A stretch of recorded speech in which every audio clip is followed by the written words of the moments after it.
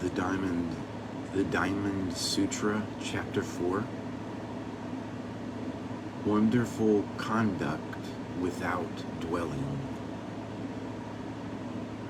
Moreover, Subhuti, as to dharmas, a bodhisattva should not dwell anywhere when he gives.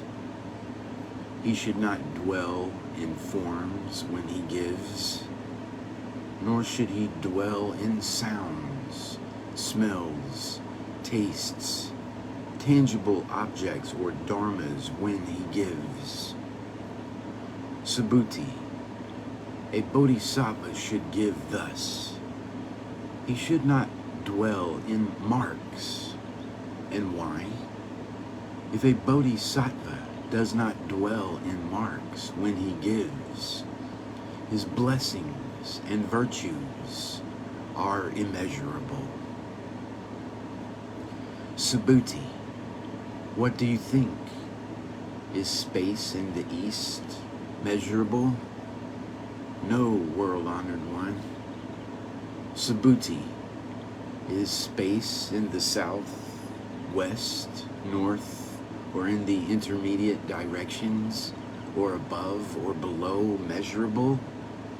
No, world-honored one. Subhuti, the blessings and virtue of a bodhisattva who does not dwell in marks when he gives are just as immeasurable. Subhuti, a bodhisattva should only dwell in what is taught thus. To have no dwelling is to have no attachment. No attachment is liberation. Therefore, not dwelling, one is liberated, independent, and not blocked or obstructed by anything.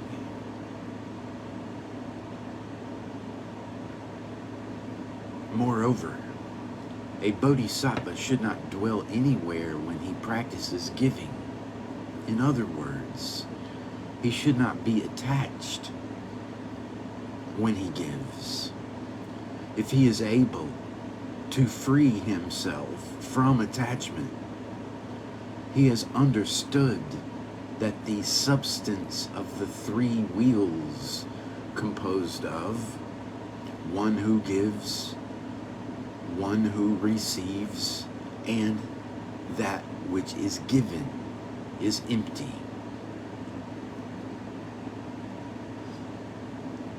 If your act of giving carries with it the thought, I practice giving and have done many meritorious and virtuous deeds, or if you are aware of the receiver or of the goods given, then you have not left the mark of giving. You should give and be as if you had not given. If you attach to the marks of the 6 sense objects, forms, sounds, smells, tastes, tangible objects, and mental dharmas when giving, your merit and virtue are limited. If you fall victim to the thought, I contributed $1 million to a certain temple, then all you have is $1 million worth of merit. When the money runs out, so do your merit and virtue. If you are not attached to the mark of giving, you accrue limitless merit and virtue, even by giving as little as a single cent. If you fail to practice the proper method of giving, then although you may give gifts throughout as many great kalpas as there are motes of dust, you will still have accomplished nothing. It still has been just like boiling sand to make rice. No matter how long you cook it, it never becomes rice. Shakyamuni Buddha used the analogy of empty space in the 10 directions to represent the extent of merit and virtue involved in the act of giving, which is detached from the mark of giving. He said, Subhuti, a bodhisattva, should only dwell in what is taught. Thus, a bodhisattva who has already resolved to realize Bodhi should think of what he has thus been taught and adhere to it in cultivation.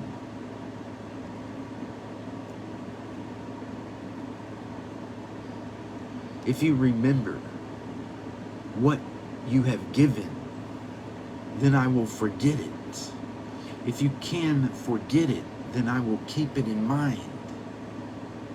It is the same with the Buddha who, knowing the hearts of all living beings, is aware that you have not forgotten the merit and virtue of your acts of giving. And so he finds it unnecessary to remember them himself. When you forget them, the Buddha remembers. Do you think it is better for you or the Buddha to remember? You think, I'm afraid that if I forgot, the Buddha will forget too, and then I simply will not have any merit at all. Never fear. If you forget about your acts of giving, the Buddha will eternally remember them. As it says later in the Diamond Sutra, all the various thoughts which occur to all living beings are completely known to the Tathagata. When you do good things, you remember them, but when you do bad, do you also cherish the memories? No, you try to forget your offenses immediately, yet you fondly ponder the good you have done. You should forget the good and remember the bad. Why remember the bad? So you will not do it again. Why forget the good? So you will feel the need to do more.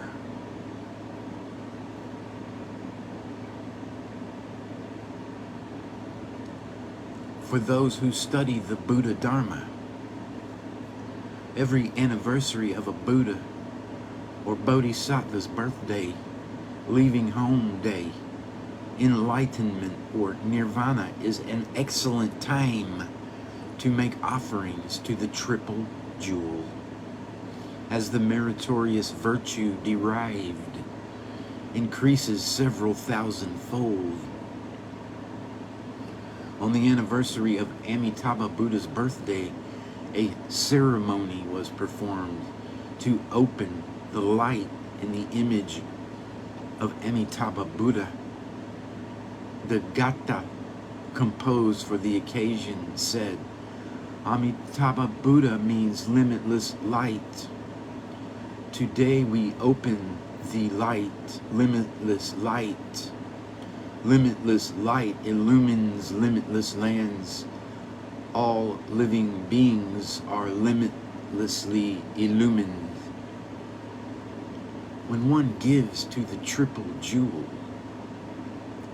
on such a special day, in the eternal still bright land, Amitabha Buddha knows a good and faithful disciple has made offerings, and the donor will receive millions of times the normal merit and virtue for such timely gifts.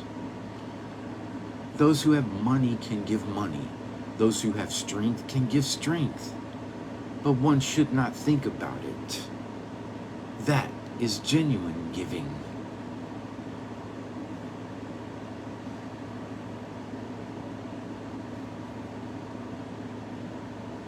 The verse was written by the Venerable Tripitaka Master Swan Hua. The ceremony was held on December 22nd, 1968. Chapter 5. The thus principle of genuine seeing. Subhuti, what do you think? Can the Tathagata be seen by his physical marks? No, world-honored one. The Tathagata cannot be seen by his physical marks. And why? It is because the physical marks are spoken of by the Tathagata as no physical marks. The Buddha said to Subhuti, all with marks is empty and false. If you can see all marks as no marks, then you see the Tathagata.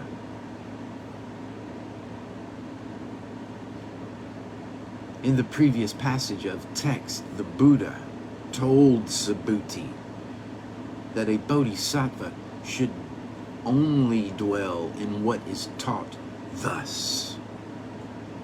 You should not refuse the Dharma which is taught, but you should abide by the rules in your cultivation. It is by adhering to the rules that you make progress. Without rules, you aimlessly drift, and in the future, you will not reach any goal at all. Shakyamuni Buddha, again called empty born. In your opinion, can it be said that the 32 marks and 80 subtle characteristics are the Tathagata's Dharma body? Because Subhuti understood the principle of emptiness, and because he had awakened to the emptiness of people and the emptiness of dharmas, he said, no, one should not rely on physical marks to see the Tathagata. And why?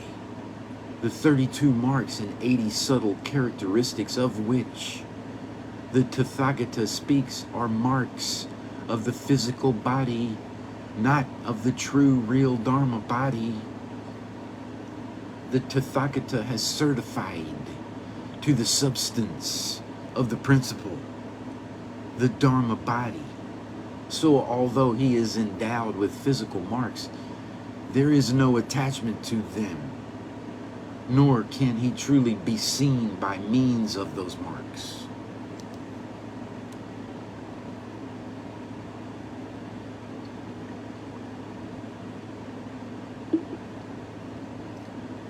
The Buddha listened to Subhuti's explanation and acknowledged that he was correct, saying, everything which has form and appearance is false. Why can the Tathagata not be seen by his bodily characteristics? Because the existence of marks is false. All marks decay and become extinct. In the midst of marks, one must be separate from marks. When there are marks, know them as empty. Then you see the Tathagata Dharma body, which is without form or appearance. If you rely on marks to see the Tathagata, you have made a mistake. Later in the text, a 4-line gata says, if one sees me in form, if one seeks me in sound, he practices a deviant way and cannot see the Tathagata. The originally existent wisdom of prajna is separate from all marks, not grasping any marks. Genuine prajna is found. Chapter 6, proper belief is rare. Subhuti said to the Buddha, world-honored one, in the future, will there be living beings who, when they hear such phrases spoken, will truly believe? The Buddha told Subhuti, do not speak in such a way. After the Tathagata's extinction, in the last 500 years, there will be those who hold the precepts and cultivate blessings, who will believe such phrases and accept them as true. You should know that such people will have planted good roots with not just one Buddha, 2 Buddhas, 3, 4, or 5 Buddhas, but will have planted good roots with measureless millions of Buddhas. All who hear such phrases and produce even one thought of pure faith are completely known and completely seen by the Tathagata. Such living beings thus obtain measureless blessings and virtue. And why? Those living beings have no further mark of self, of others, of living beings, or of a life. No mark of dharmas and no mark of no dharmas. If living beings' hearts grasp at marks, then that is attachment to self, to others, to living beings, and to a life. For that reason, you should not grasp at dharmas, nor should you grasp at no dharmas. Regarding that principle, the Tathagata often says, all you bhikshus should know that the dharma which I speak is like a raft. Even dharmas should be relinquished. How much the more so no dharmas? The words Subhuti said to the Buddha were added by the Venerable Ananda when the sutras were compiled. Subhuti said, is it possible that living beings will hear this sutra, which the Buddha has spoken, and will actually believe it? What he was really asking Shakyamuni Buddha was, is it the case that they will not believe it?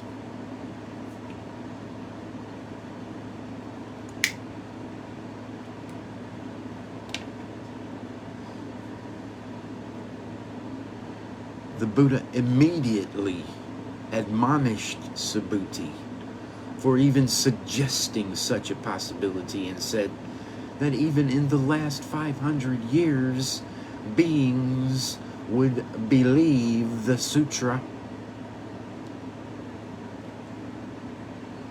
Number 1, the first period of 500 years is called the period strong in liberation. It constitutes the time when the Buddha is in the world, and many people certify the way and attain liberation.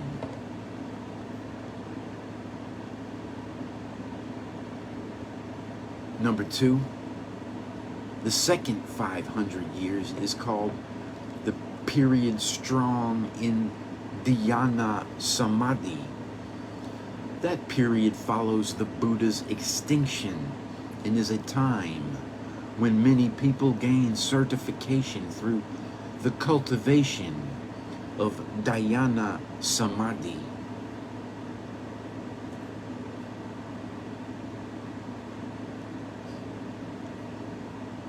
Number 3, the third 500 years is called the period strong in learning.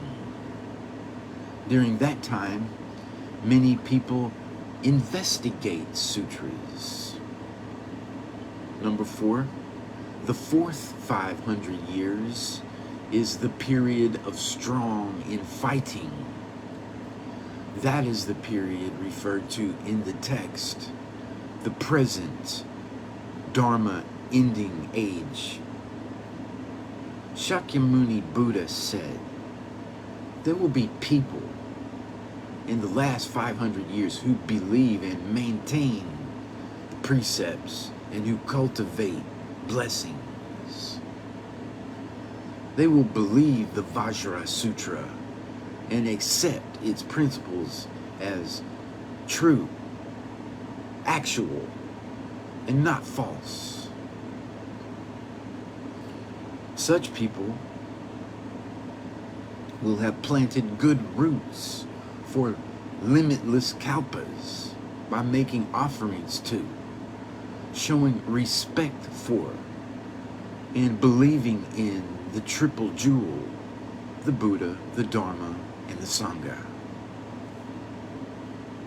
You can plant good roots or bad roots. If you do not believe in and make offerings to the triple jewel, your bad roots increase. When you withdraw from the triple jewel, your good roots decrease. When you are near the triple jewel, your good roots increase. Take heed. Do not do bad deeds. Offer up only good conduct. The inhabitants of Uttarukuru cannot see the Buddha, hear the Dharma, or see the Sangha. And so their good roots die. In order to plant good roots, one should first take refuge with the triple jewel. To plant further good roots, one can receive the 5 precepts, the 8 precepts, or the 10 major and 48 minor precepts of a bodhisattva available for laymen, or the 250 bhiksu or 348 bhikshuni precepts available for those who wish to leave the home life.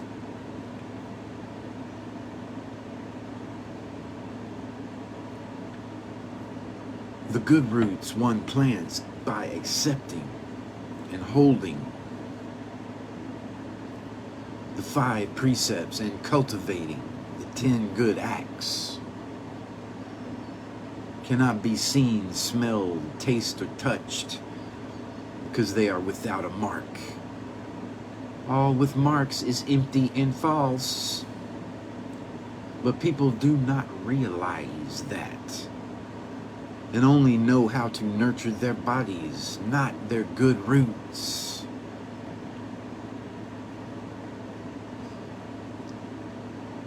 What are good roots? Good roots are another name for your Dharma body and your wisdom. Good roots are the firm foundation which comes from cultivation. A good foundation causes your Dharma body to manifest, your wisdom to increase, and your originally existent real mark prajna to function.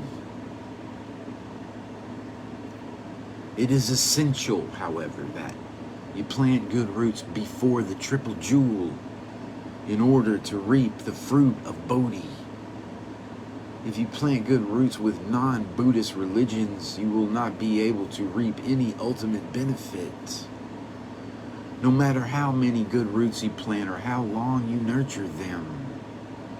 Living beings who produce the purest, most sincere thought of belief upon hearing the Vajra Sutra are those who have planted good roots before limitless millions of Buddhas, giving rise to such a true, real heart, a heart which is without the least divergence or skepticism.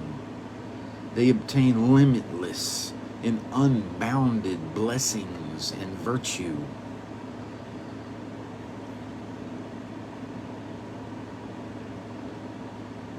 Such people have realized the emptiness of people and so have no mark of self, others, living beings, or a life.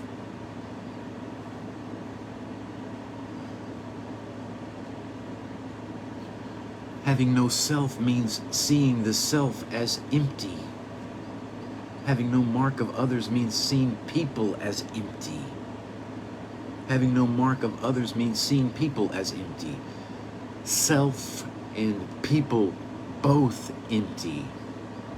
Living beings are also empty. Naturally, when living beings are empty, then there is no mark of a life, which refers to the continual quest for immortality, as well as to the constant pursuit of all things which one loves and cannot see through. Having realized the emptiness of people, one should also realize the emptiness of dharmas and relinquish the mark of the non-existence of dharmas as well. When there is not any right dharma or any wrong dharma, one has arrived at the basic substance of dharmas.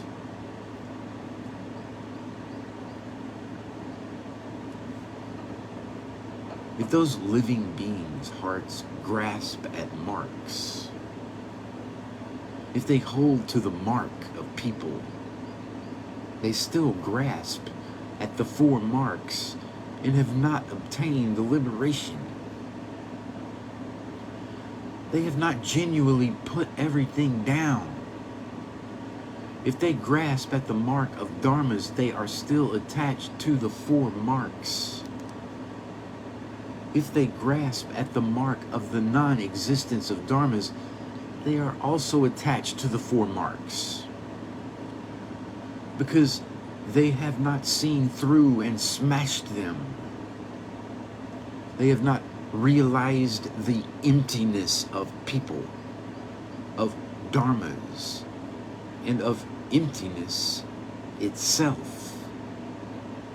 Regarding that principle, the Buddha often said to the bhikkhus, "You should know that the Dharma which I speak is like a raft. The raft is used to cross the sea of suffering, birth and death. Before you have ended birth and death, you use the raft in cultivation. Once you have ended birth and death, you should put the raft aside. You do not put the raft aside. If you do not put the raft aside, you have an attachment. If you do not put Dharma aside, you have an attachment. Attachment to dharmas infects one like a disease. Using the Dharma which teaches the emptiness of dharmas as medicine, the disease can be cured. Once cured, if a person fails to realize he is well and continues to take medicine, then he develops a senseless attachment to the medicine. And that amounts to yet another sickness. Those who have realized the emptiness of people and the emptiness of dharmas must also relinquish attachment to the non-existence of dharmas. The marks of dharmas should be cast aside. When one has ended birth and death, one should put the dharmas aside. People and dharmas are empty. One should even cast aside true, proper dharma. How much the more so the non-existence of dharmas. One should relinquish all one's persistent attachments.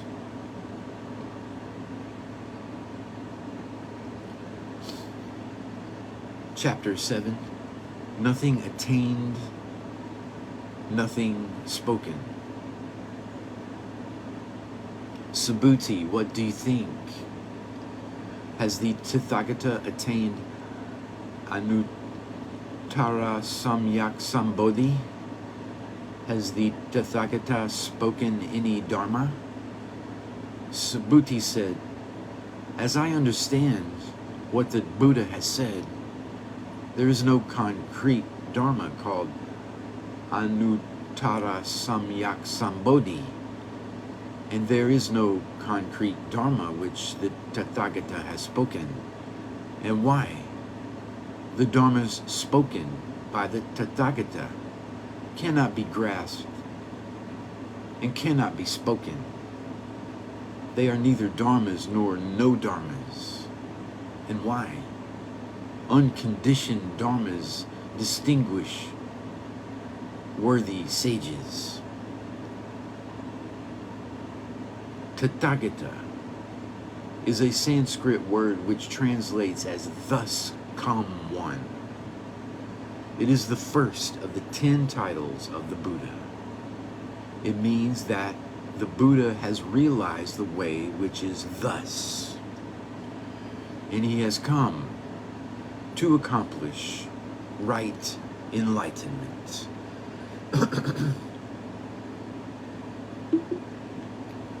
Has the Tathagata attained Anuttara Samyak Sambodhi? Attained is defined in relation to lost. When something has been lost, it may be attained. In the sentence, one should replace the word attained with the word lost. Did the Tathagata lose Anuttara Samyak Sambodhi? If he did not lose it, then it is impossible for him to attain it again. That explanation should make the meaning clear. If one looks at both sides of the question, one will truly understand. Anuttara Samyak Sambodhi is the unsurpassed, proper, and equal right enlightenment. Has the Tathagata spoken any Dharma? One can also turn it around and ask, has the Tathagata not spoken Dharma? And one says that he has not spoken Dharma. He has. If one says that he has, then why did he himself ask if he had or not? What should one reply at that point? The Buddha asked the question to test Subhuti's wisdom. If he had prajna wisdom, he would understand the principle.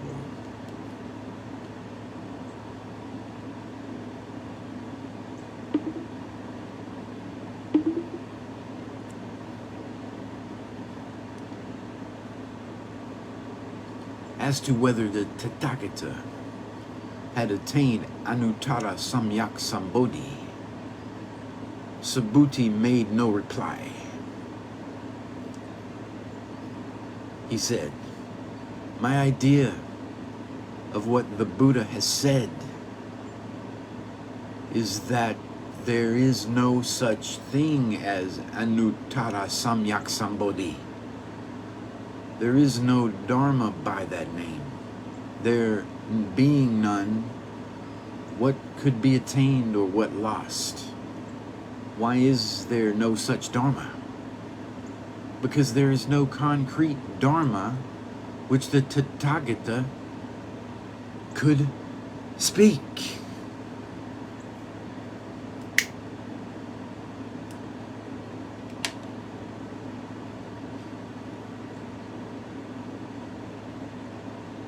What the Tathagata speaks of as Anuttara Samyak Sambodhi is nothing more than a name.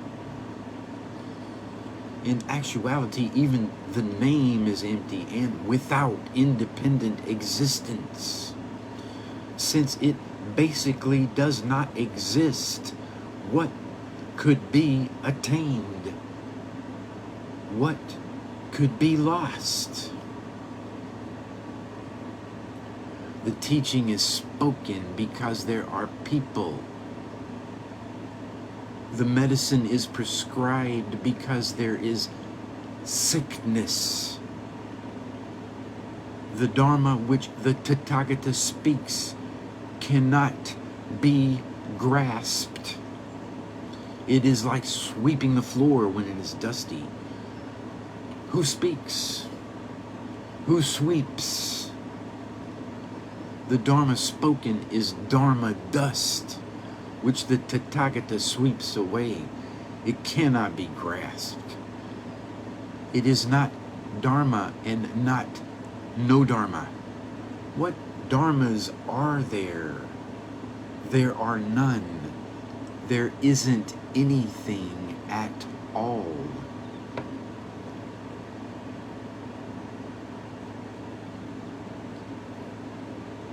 Therefore, that which distinguishes the worthy sages is unconditioned Dharma. Unconditioned Dharma is non-active and devoid of marks, characterized by its lack of marks. Basically, the Buddha Dharma does not need to be studied.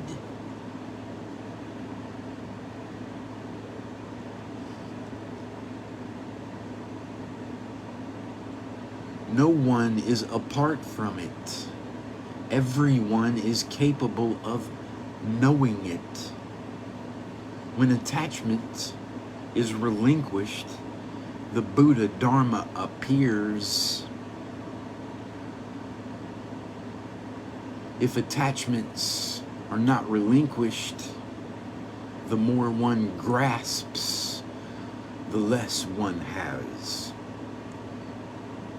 Before everything has been put down, nothing can be picked up. It is necessary to put attachments down with the left hand and with the right hand pick up real mark prajna. But to say one can pick up prajna is just a figure of speech. That is not to say that there is actually something which can be grasped with the hands. If one could grasp all of empty space in one fist, then one could grasp hold of real mark prajna. If unable to grasp all of empty space with one swipe of the hand, one should make no futile attempt to clutch at real mark prajna.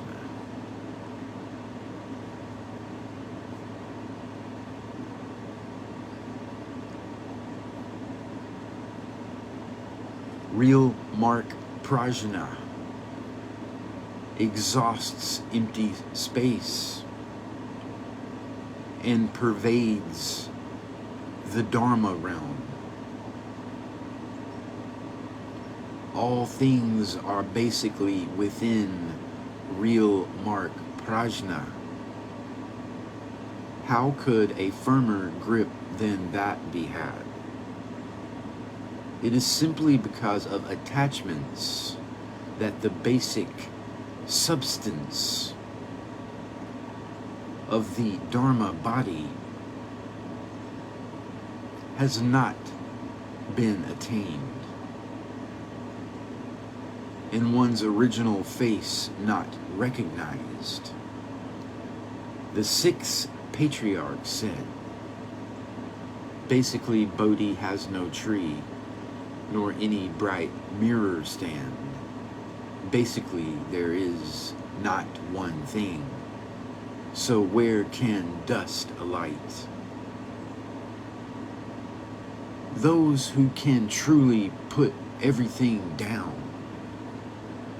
and investigate the meaning of that can attain genuine, originally existent, real mark prajna. To say it is attained is just a figure of speech.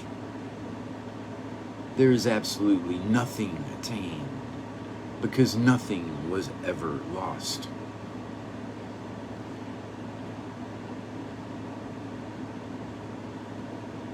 Chapter 8. Relying on Dharma, they come forth.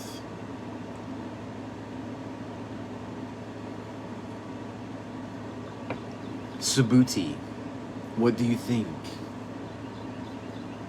If someone filled 3,000 great thousand world systems with the 7 precious gems and gave them as a gift, would he obtain many blessings and virtue? Subhuti said, very many, world-honored one, and why? Such blessings and virtue are not of the nature of blessings and virtue. Therefore, the Tathagata speaks of many blessings and virtue.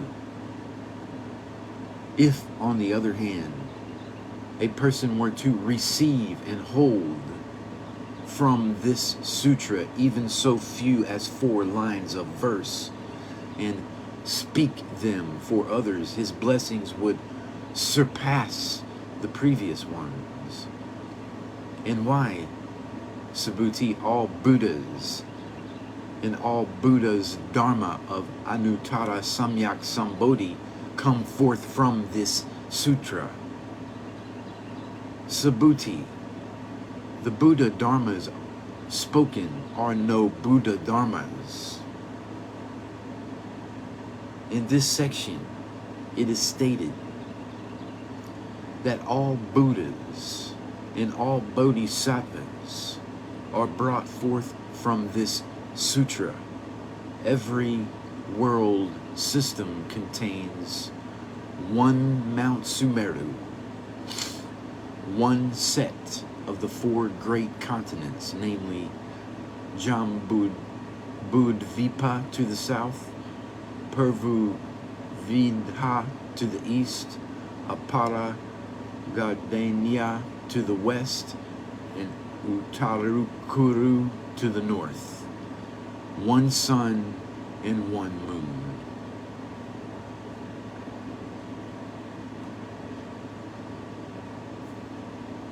"1,000 of such world systems is called one small thousand and world system. 1,000 small thousand world systems is called one middle thousand world system. 1,000 middle world systems is called one great thousand world system. Because the word thousand occurs 3 times, the great thousand world system referred to as the 3,000 great thousand world system. This gigantic world system contains limitless Buddha lands. And in spite of its name, the number of worlds it contains may vary because the Dharma is not fixed. One should not become too attached to an exact number. The person who gives the 7 precious gems of gold, silver, lapis lazuli, crystal, mother of pearl, red pearls, and carnelian does not just give a few of them. He relinquishes enough to fill an entire 3,000 great thousand world system. How many that would be? Subhuti said, such a person would acquire much in the way of blessings and virtue. However, his blessings and virtues, being tangible, would not be the essential blessings and virtue which are markless.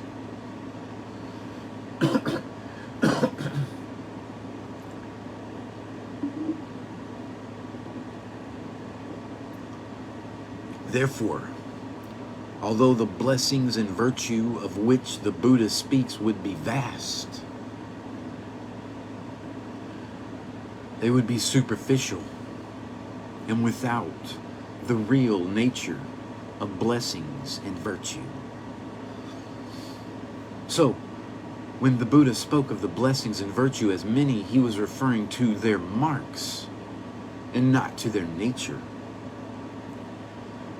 The section of text which begins, "If on the other hand, a person were to receive and hold from this sutra," was spoken by Shakyamuni Buddha. Receive means that the heart receives it. Hold means that the body puts the teaching into practice. A person need not receive and hold the entire Vajra Sutra, but may learn to recite no more than a 4-line gatha, such as those which occur later in the text. If one sees me in form, if one seeks me in sound, he practices a deviant way and cannot see the Tathagata.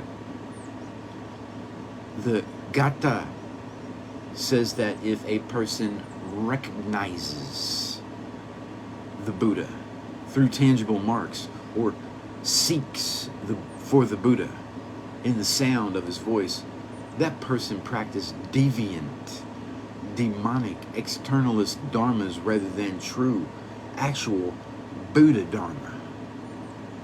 Why? True Buddha Dharma is devoid of form or appearance. It is true emptiness and wonderful existence. Effort is not to be spent on false marks. Another 4-line gatha says, all with marks is false and empty. If you see all marks as no marks, then you see the Tathagata. Another, there is no mark of self, and no mark of others, no mark of living beings, and no mark of a life. Another, all conditioned dharmas are like dreams, illusions, bubbles, shadows, like dewdrops and a lightning flash. Contemplate them thus. In general, one may memorize any 4 lines which suit him and explain them to others. One should not interpret the passage of sutra text in this section as referring only to the verses in this particular sutra, because there are no fixed dharmas. If one insists on a given 4 lines, the dharma becomes static. The Vajra Sutra subdues the rigid, attaching heart and enables it to separate from all marks. It sweeps away all dharmas and separates from all marks. Separation from all marks is Buddhahood. Do not be attached to a particular 4 lines. Keep the Dharma alive. Let it be like a vital dragon, like a coursing tiger. Speak the sutra until it leaps and bounds. Talk until it soars. Do not be so stuffy that you put everyone to sleep, and then be so stupid as to think your lecturing has caused them to enter samadhi. Receiving and holding the sutra is self-benefiting cultivation which leads to self-enlightenment. Explaining it to others benefits and enlightens them. If you can receive and hold a four-line gata yourself and speak it for others, the blessings and virtue of that act are far greater than the blessings and virtue derived by the person who gives 3,000 great thousand world systems full of the 7 precious gems as a gift. Why? Because the giving of Dharma is the most supreme kind of giving, and as such far surpasses the giving of wealth. The 10 directions are east, south, west, north, the intermediate points above and below. The 3 periods of time are the past, the present, and the future. All the Buddhas of the 10 directions and the 3 periods of time, and the Dharma of unsurpassed, proper, and equal right enlightenment to which they have certified flow from markless, real marked prajna.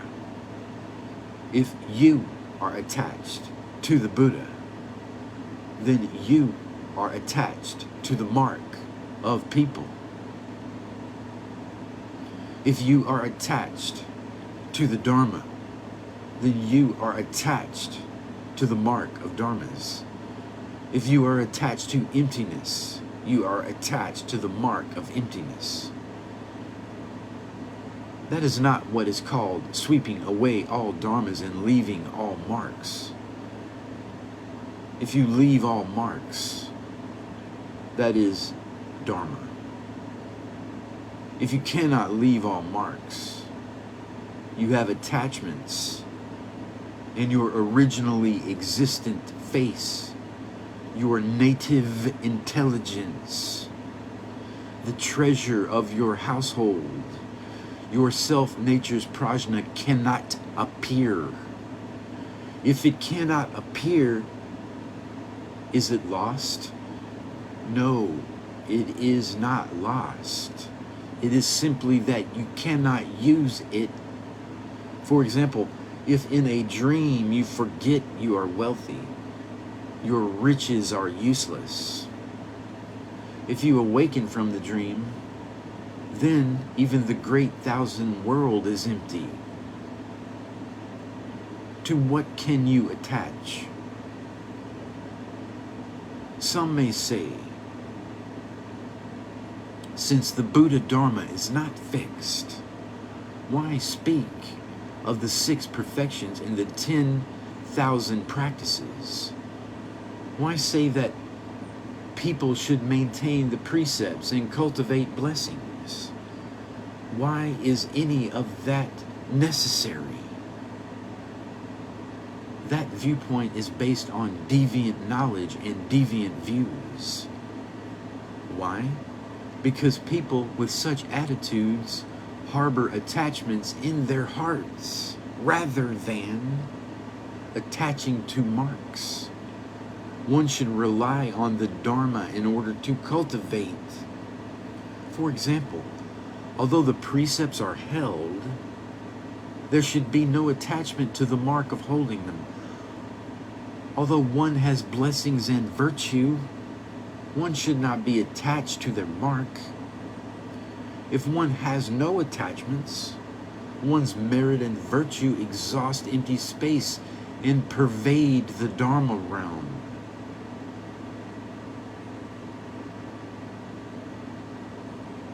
Some people say that there is no need to hold precepts, and will not even hold the 5 precepts in order to refrain from killing, stealing, sexual misconduct, lying, and the use of intoxicants.